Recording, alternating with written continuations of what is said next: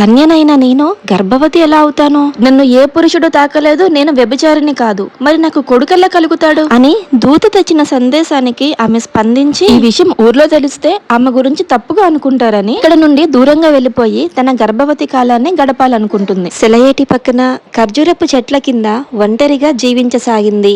సాధారణంగా అందరికీ 9 నెలల గర్భవతి కాలం అయితే ఈమె మాత్రం అతి కొద్ది కాలంలోనే తన గర్భవతి కాలాన్ని ముగించుకుని 12 మగబిడ్డకు జన్మనిస్తుంది. ఆ బిడ్డను తీసుకుని ఆమె ఇంటికి బయలుదేరగా ముందుగా భయపడినట్టే ఆమెను చూడగానే ఆ ఊరు జనం ఆమెను నిందించడం మొదలు పెడతారు. పసిబిడ్డను ఎత్తుకొనున్న ఆమె ఆ నిందలను భరించలేక బాధపడుతూ ఉన్నప్పుడు తన పవిత్రమైన తల్లిని నిందిస్తుంటే చూడలేని ఆ పసికందు ఆ ఊరి వారికి వెంటనే ఇలా జవాబు ఇస్తాడు, నిశ్చయంగా నేను అల్లాహ్ దాసుడను. ఆయన నాకు గ్రంథాన్ని ఇచ్చాడు, నన్ను ప్రవక్తగా నియమించాడు. నేను ఎక్కడ ఉన్నా అల్లాహ్ నాపై అభ్యుదయములు ప్రసాదించను, మరియు జీవించినంత వరకు నాపై నమాజ్ జకాత్ తప్పనిసరి అగును, మరియు నాపై తల్లి హక్కు నెరవేర్చే ఆదేశము కూడా ఉన్నది. నేను పుట్టినప్పుడు మరియు మరణించినప్పుడు మరలా సజీవముగా లేచిన దినము కూడా అల్లాహ్ నన్ను కరుణించెదరు అని మరియం కుమారుడైన ఈసా అలైహిస్సలాం తన తల్లి ఒడిలో ఉండి ఇలా సాక్ష్యం చెబుతారు.